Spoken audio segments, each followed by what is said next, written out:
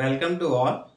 ఈరోజు మనం read write cycle timing diagram for 8086 minimum mode operation గురించి ఒక 5 minutesలో డిస్కస్ చేద్దాం. ఓకే, టైమింగ్ డయాగ్రామ్ డ్రా చేయాలంటే first of all we require the 7 signals: clock signal, ALE, address and data, address and status, and data enable DEN bar.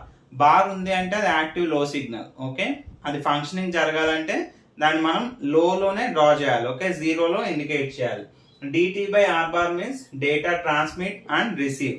T by R bar, R bar ఉంది కాబట్టి ఇక్కడ receive కి bar ఉంది, it is active లో signal. And T వచ్చేసరికి it is active high signal. And next one is the read bar. First we will draw for the read operation. First we will draw the timing cycle for the read operation. ఈ రెండు signals change చేస్తే right operation ఎలా వస్తుంది అనేది observe చేద్దాం. First of all మనకి ఇక్కడ first signal discuss చేస్తే clock signal.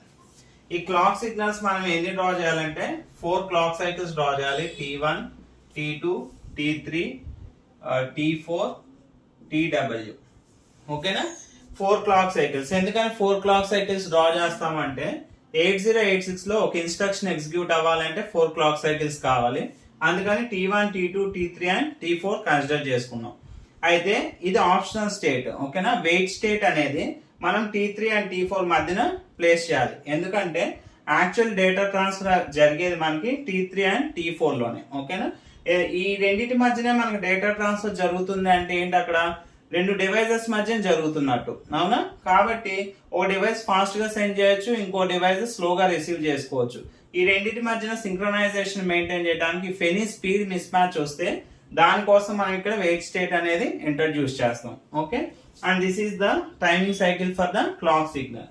Next we will see for the address latch enable. ఈ అడ్రస్ లాచ్ ఎనేబుల్ ఎప్పుడు ఎనేబుల్ అవుతుందంటే డ్యూరింగ్ T1 లో మాత్రమే it will be high. Okay, during T1 it will be high. Remaining all clock cycles it is active low signal. Okay, ALE 1 whenever T1 is equal to high. Next, coming to the address and data, these are called as the multiplexer lines. వీటిని multiplexer lines అంటాం. అంటే ఒక pin అనేది 2 functionalities ని carry చేస్తుంది. Address గా వాడుకోవచ్చు, దాన్ని డేటాగా కూడా మనం యూజ్ చేయొచ్చు. అయితే ఎప్పుడు అడ్రస్ గా వాడతాం, ఎప్పుడు డేటాగా యూజ్ చేస్తాం అంటే ALE 1 అయినప్పుడు మనకి ట్యాగ్స్ లైక్ అడ్రస్ అన్నమాట. ఈ టైంలో అడ్రస్ లైన్స్ యాక్టివ్ గా ఉంటాయి. రిమైనింగ్ క్లాక్ సైకిల్స్ లో it is inactive. Okay, and coming to the data. Data మనకు ఆల్రెడీ ఇక్కడ ALE 1 అయినప్పుడు ఎవరు యాక్టివ్ గా ఉన్నారు, అడ్రస్ యాక్టివ్ గా ఉంది. కాబట్టి ఈ టైంలో ఆబ్వియస్ గా డేటా ఇన్యాక్టివ్ లో ఉంటది. అండ్ నెక్స్ట్ లో ఇక్కడ అడ్రస్ ఇన్యాక్టివ్ కాబట్టి డేటా యాక్టివ్ లో ఉంటది. ఓకేనా, ఈ విధంగా డ్రా చేస్తే it is the multiplexer lines. Okay, so ఇక్కడ ALE 1 అయినప్పుడు మనకి 20 అడ్రస్ లైన్స్ కదా. 8086 లో we are having the 20 address lines and 16 data lines. A0 to A15 మనకి యాక్టివ్ లో ఉంటాయి ALE 1 అయినప్పుడు. D0 to D15 మనకి ALE 0 అయినప్పుడు యాక్టివ్ లో ఉంటాయి. Okay, and next coming to the address and status. Same address ఏంటి, మనకి ALE 1 అయినప్పుడు ఇట్ ఈస్ యాక్టివ్ లో ఉంటది and inactive in the rest of the clock cycle. And status కూడా ఎలా ఉంటది, మనకి ఇది యాక్టివ్ లో ఉంది కాబట్టి ఈ టెన్యూర్ లో ఇన్యాక్టివ్ గా ఉంటది. అండ్ ఇది ఇన్యాక్టివ్ ఉంది కాబట్టి అడ్రస్ టైంలో ఇది యాక్టివ్ గా ఉంటది. సేమ్ మిగతా ఎన్ని ఉన్నాయమ్మా మనకి 20 లో, ఇంకా A16 to A19. And next మనకి S3 టు S7 వరకు కూడా స్టేటస్ లైన్స్ యాక్టివ్ లో ఉంటాయి. And next coming to the data enable. ఈ డేటా ఎనేబుల్ అనేది ఏంటి, DEN బార్ ఉంది. బార్ ఉంటే ఇట్ ఈస్ యాక్టివ్ లో సిగ్నల్. యాక్టివ్ లో ఎప్పుడు డ్రా చేయాలంటే డ్యూరింగ్ T2 నుంచి T4 వరకు కూడా ఎంటైర్ యాక్టివ్ లో మనం డ్రా చేయాలి. కాబట్టి ఇక్కడ హై ఉంటది అప్ టు T1, T2 నుంచి it is low. Okay, data enable active లో అది వర్క్ అవ్వాలంటే లోనే మనం డ్రా చేయాలి. అందుకని మనం T2 నుంచి T4 వరకు యాక్చువల్ డేటా ట్రాన్స్ఫర్ స్టార్ట్ అవుతుంది కాబట్టి మనకి ఈ DEN బార్ ఈ సైకిల్ లో మనం యాక్టివ్ లో ఉంచాలి. నెక్స్ట్ వన్ మనం ఇక్కడ డ్రా చేస్తుంది దేనికి, రీడ్ ఆపరేషన్ కి. రీడ్ ఆపరేషన్ డ్రా చేస్తున్నాం కాబట్టి ఇక్కడ R బార్ అంటే మనం ఏమని చెప్తున్నామా, data transmit and receive.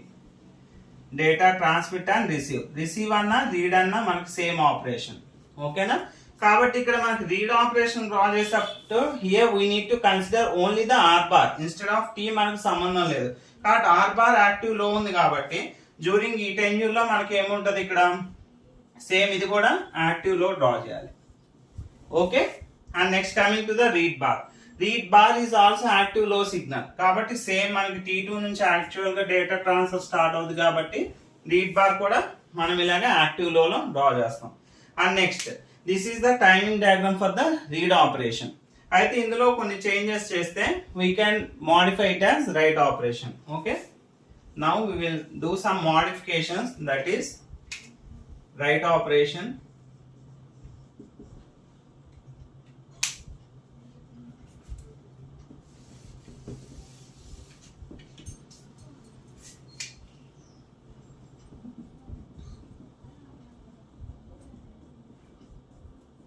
Okay, write operation కి ఏం కన్సిడర్ చేసుకోవాలంటే here we need to consider the instead of R bar we need to consider the transmit. Okay, transmit అన్నా మనకి రైట్ అన్నా ఒకటే, ట్రాన్స్మిట్ ఆర్ రైట్.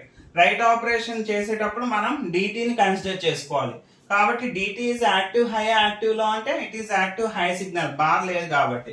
కాబట్టి కంప్లీట్ గా మనకి ఈ టెన్యూర్ లో T2 నుంచి T4 వరకు ఇట్ విల్ బి హై.